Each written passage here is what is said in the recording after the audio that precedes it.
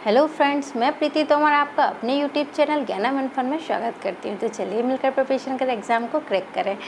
तो मैंने twelfth chemistry है यूनिट फर्स्ट सॉलिड लेके आई हूँ। मैंने कई वीडियो अपलोड कर दिए हैं, इनमें आगे भी मैं वीडियो अपलोड करूँगी। तो पूरी ट्वेल्थ की केमिस्ट्री लेना है मुझे इस तरह से। तो चलिए देखते हैं, स्टार्ट करते हैं। तो आगे के टॉपिक मैंने अपलोड कर दिए हैं।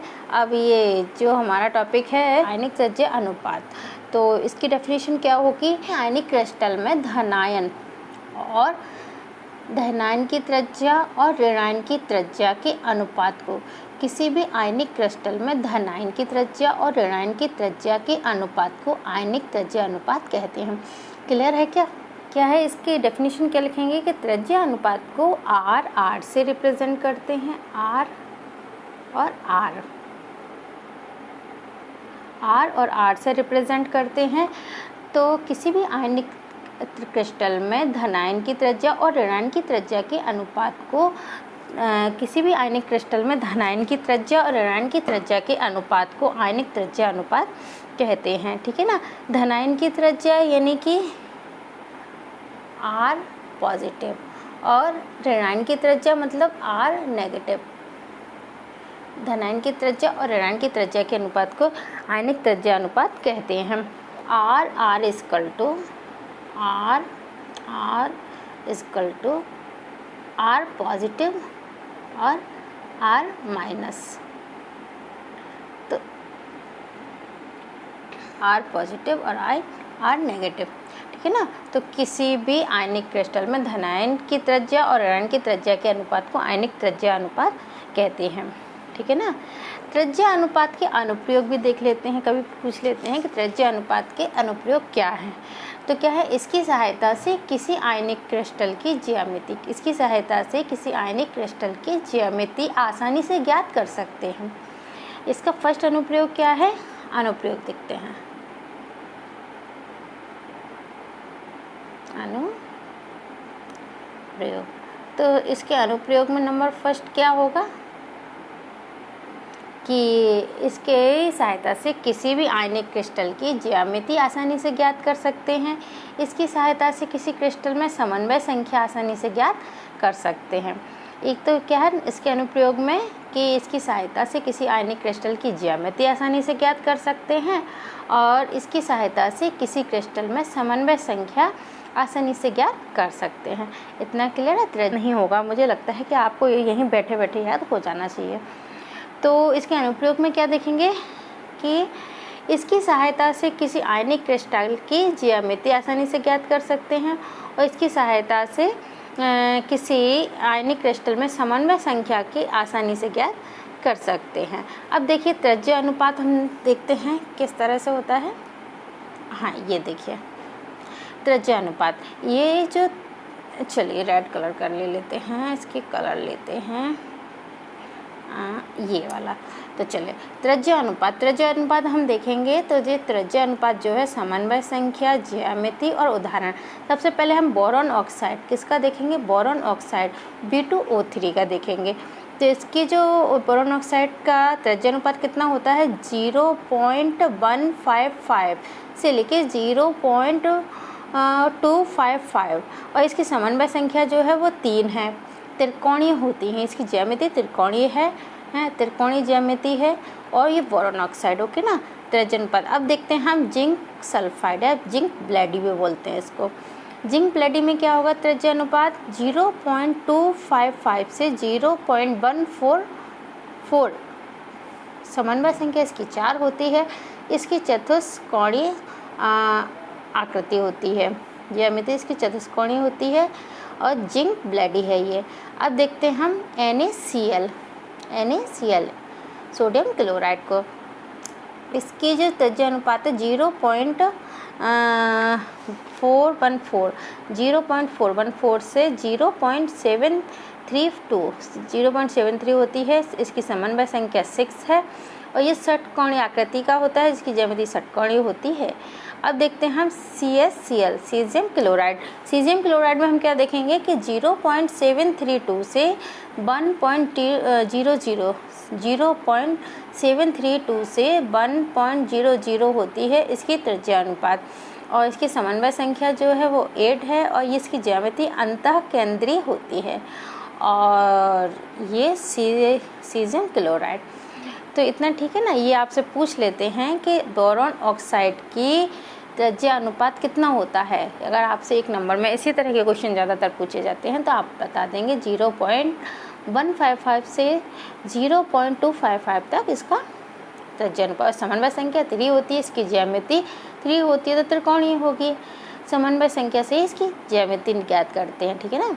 अब देखते हैं हम, तो ऐसी आप जिंक सल्फाइड या जिंक प्लेटी का भी बता देंगे और इसमें NaCl sodium chloride, caesium chloride, ये सब आप बता देंगे। क्लियर है ना।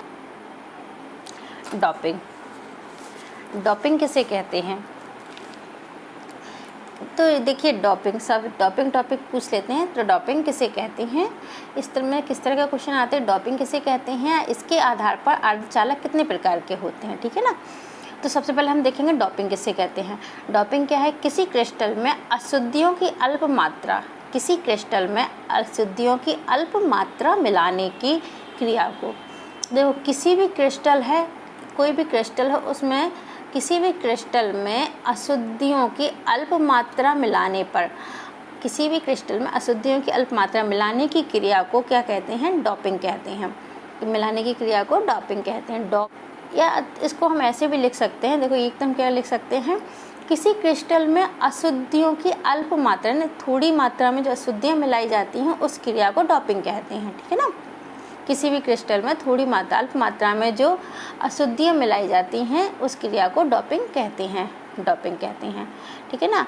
अब क्या है, इसको हम कैसे, एक इसमें डोपिंग के फलस्वरूप क्या है, अर्धचालकों का निर्माण होता है, ठीक है।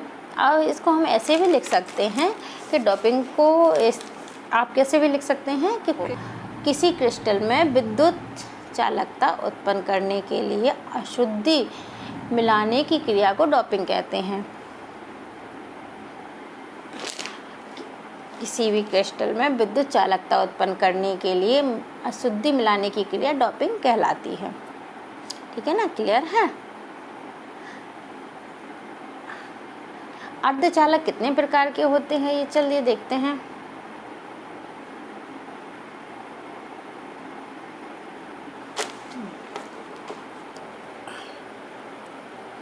अर्धचालक के प्रकार,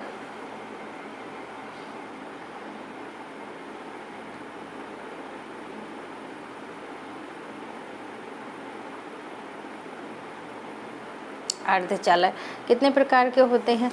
तो अर्धचालक जो है वो 2 प्रकार के होते हैं। एक होता है N प्रकार के अर्धचालक। कौन सा, फर्स्ट है N प्रकार का अर्धचालक और P प्रकार का अर्धचालक। कितने प्रकार के अर्धचालक होते हैं, नंबर फर्स्ट है N प्रकार, N प्रकार के अर्धचालक।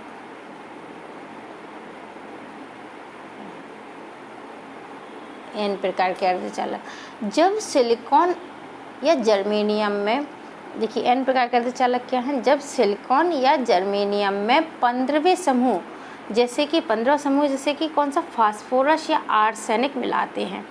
जब सिलिकॉन या जर्मेनियम में 15वें समूह जैसे कि फास्फोरस या आर्सेनिक मिलाते हैं तो इसमें एक इलेक्ट्रॉन की अधिकता हो जाती है। क्या है, N प्रकार का, जब सिलिकॉन या जर्मेनियम में 13वें समूह, अच्छा जब सिलिकॉन या जर्मेनियम में 15वें समूह जैसे कि फास्फोरस या आर्सेनिक मिलाते हैं तो इसमें एक इलेक्ट्रॉन की अधिकता हो जाएगी। तो इसमें क्या हो जाएगी, एक इलेक्ट्रॉन प्लस हो जाएगा, इसमें एक इलेक्ट्रॉन की अधिकता हो जाएगी जिसके फलस्वरूप N प्रकार के अर्धचालकों का निर्माण होता है, ठीक है ना। नहीं आया आपको समझ में, तो अभी एक बार और करते हैं रिपीट। जब सिलिकॉन या जर्मेनियम में 15वें समूह जैसे कि फास्फोरस या आर्सेनिक मिलाते हैं तो इसमें एक इलेक्ट्रॉन अधिक हो जाता है, इसमें एक इलेक्ट्रॉन की अधिकता हो जाती है जिसके फलस्वरूप N प्रकार के अर्धचालकों का निर्माण होता है, ठीक है ना। क्लियर है। सेकंड देखते हैं P प्रकार के अर्धचालक। P प्रकार के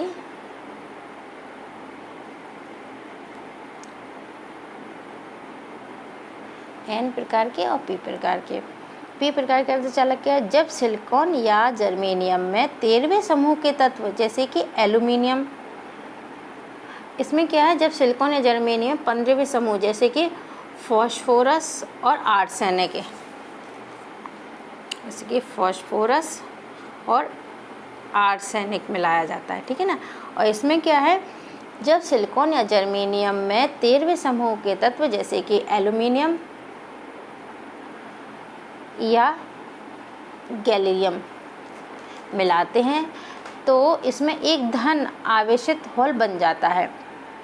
जब सिलिकॉन या जर्मेनियम में 13वें समूह के तत्व जैसे एल्यूमिनियम या गैलियम मिलाते हैं तो इसमें एक धन आवेशित होल बन जाता है। इसमें एक इलेक्ट्रॉन अधिक हो जाता था N प्रकार के, इसमें एक होल बन जाता है, एक धन आवेशित होल बन जाता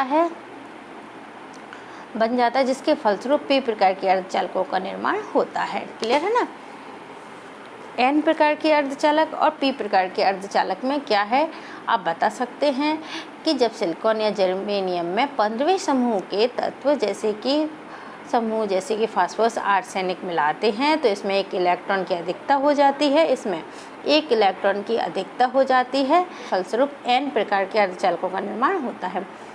P प्रकार के में क्या बोलेंगे, जब सिलिकॉन या जर्मेनियम में 13वें समूह के, इसमें क्या है 15वें समूह के तत्व मिलाते हैं और इसमें 13वें समूह के, जब सिलिकॉन या जर्मेनियम में 13वें समूह के तत्व मिलाते हैं, 13वें समूह के तत्व कौन से हैं, एल्यूमिनियम या गैलियम मिलाते हैं तो इसमें धन आवेशित, इसमें क्या होता है, एक धन आवेशित होल बन जाता है और जिसके फलस्वरूप P प्रकार के अर्धचालकों का निर्माण होता है। क्लियर है क्या?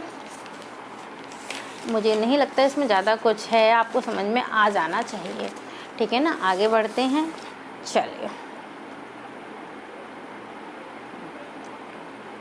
अब देखते हैं क्रिस्टल में एक और टॉपिक लेते हैं। क्रिस्टल में किस प्रकार का संकुलन पाया जाता है, या ऐसे भी लिख सकते हैं कि ठोस में किस प्रकार का संकुलन पाया जाता है। क्वेश्चन टॉपिक है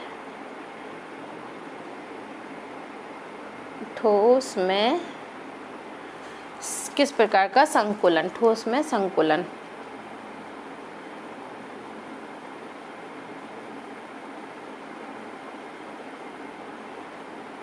ठोस में संकुलन, इसको थोड़ा सा बड़ा कर लेते हैं। ठोस में किस प्रकार का संकुलन पाया जाता है, ठीक है ना। तो चलिए देखते हैं ठोस में संकुलन। हम सब जानते हैं कि ठोस या क्रिस्टल अणुओं में, सबको पता है कि ठोस या क्रिस्टल अणुओं परमाणु या आयनों से मिलकर बने होते हैं। ठोस या क्रिस्टल किससे, अणु परमाणु या आयन से मिलकर बने होते हैं, जिसे संकुलन में गोलों के द्वारा प्रदर्शित करते हैं। अब क्या है, ये संकुलन में किस तरह से अपन रिप्रेजेंट करेंगे, गोलों के द्वारा करते हैं। यह संकुलन दो प्रकार का होता है, एक वर्गाकार बंद संकुलन, फर्स्ट कौन सा है, वर्गाकार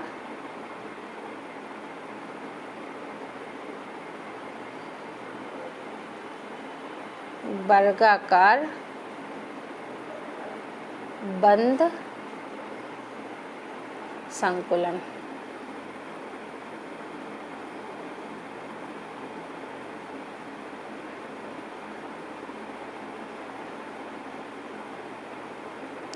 और सेकंड है इसमें षटकोणीय बंद संकुलन। अब वर्गाकार जैसे कि नाम से ही स्पष्ट है, वर्ग के आकार का होगा। इसको हम किस प्रकार से देखेंगे कि इस प्रकार के संकुलन में गोलों को इस प्रकार से व्यवस्थित करते हैं कि इसमें मध्य वाला गोला 4 अन्य गोलों को स्पर्श करता है, मध्य वाला गोला 4 अन्य गोलों को स्पर्श करता है, इसलिए इस प्रकार के संकुलन को वर्गाकार बंद संकुलन कहते हैं, ठीक है ना। इसमें समन्वय संख्या का मान 4 होता है। अब देखिए इसको हम कैसे लिखेंगे, ऐसे 1 2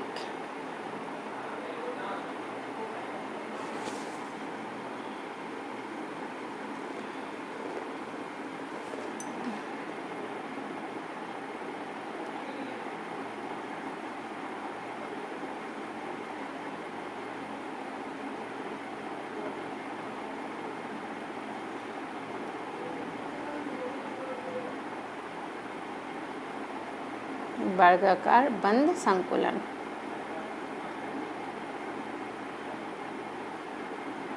अब देखिए इसमें, अब हम इसको देखते हैं कि ये जो गोला है, ये वाला गोला है, ये वाला, तो ये 4 अन्य गोलों को स्पर्श करेगा। 1, ये 2, 3 और ये 4 गोलों को स्पर्श किए हैं। ये देखिए इस प्रकार से इसकी स्पर्श किया, ठीक है ना। तो ये क्या हो जाएगा, वर्गाकार बंद संकुलन। वर्गाकार बंद संकुलन कहते हैं। इस प्रकार के संकुलन को ABC संकुलन भी कहते हैं। यह मुख्य रूप से कॉपर, इसमें किस विषय में पाया जाता है, कॉपर, गोल्ड,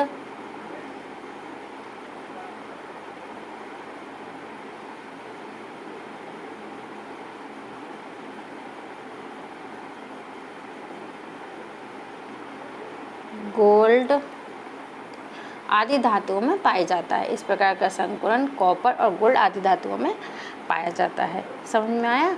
इसको एक बार और देख लेते हैं। ठोसों में संकुलन 2 प्रकार का होता है। एक होता है वर्गाकार बंद संकुलन और दूसरा होता है षटकोणीय बंद संकुलन। अब वर्गाकार नाम से ही स्पष्ट है, तो इस प्रकार के संकुलन में गोलों को इस प्रकार से व्यवस्थित किया जाता है करते हैं कि मध्य वाला गोला अन्य 4 गोलों को स्पर्श करता है। इसलिए इस प्रकार के संकुलन को मध्य वाला गोला अन्य 4 गोलों को स्पर्श करता है। इस प्रकार के संकुलन को वर्गाकार बंद संकुलन कहते हैं। इसमें समन्वय संख्या का मान 4 होता है। समन्वय संख्या का मान कितना होगा, 4 होगा। और इसमें समझ में आया? इस प्रकार के संकुलन को ABC संकुलन भी कहते हैं। यह मुख्य रूप से कॉपर और गोल्ड में पाया जाता है। ठीक है, क्लियर है क्या? चलिए नेक्स्ट देखते हैं।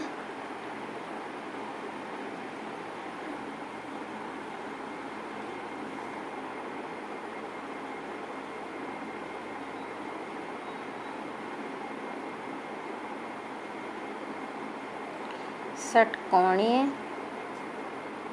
बंद संकुलन।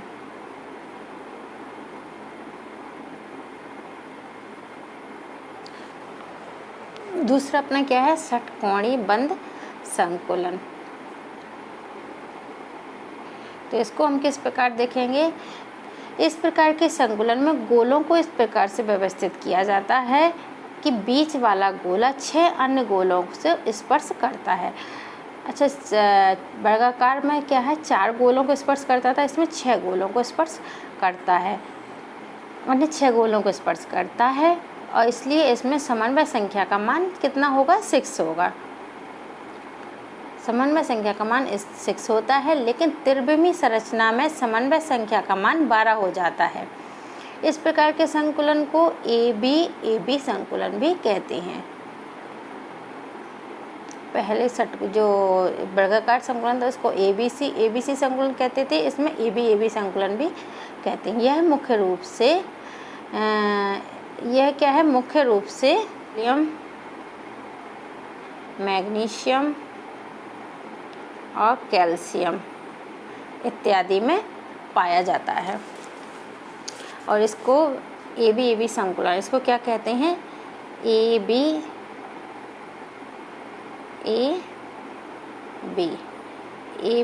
संकुलन कहते हैं। अब देखिए इसमें क्या, षटकोणीय है, तो इसकी जो आकृति होगी देखिए किस प्रकार से होगी, षटकोणीय। ठीक है ना।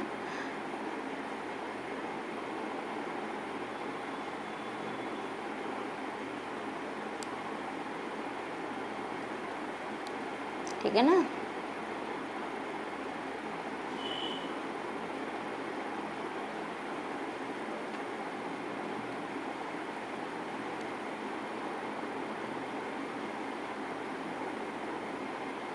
अब ये वाला बीच वाला ये ठीक है ना। अब इसमें किस तरह से 1 2 3 4 5 6। तो ये जो है वो स्पर्श किए हैं, ठीक है ना, 6 को स्पर्श किए हैं। क्लियर है क्या? आप चाहें तो इसके नोट्स भी मेरे पास अवेलेबल हैं, आप को मैं प्रोवाइड करवा दूंगी। इसकी लिंक मैं बहुत जल्दी डिस्क्रिप्शन में दे दूंगी। PDF के द्वारा नोट्स आपको अवेलेबल करवा दिए जाएंगे। बस आपके लिए मैं वीडियो का जो क्रम शुरू किया है, इसके लिए सबसे पहले आप एक लाइक, शेयर और सब्सक्राइब ज़रूर कर दें, जिससे ज़्यादा से ज़्यादा लोगों को इसका फ़ायदा हो सके। तो वीडियो देखने के लिए थैंक यू। शेयर ज़रूर कर दें और सब्सक्राइब कर दें। Thank you.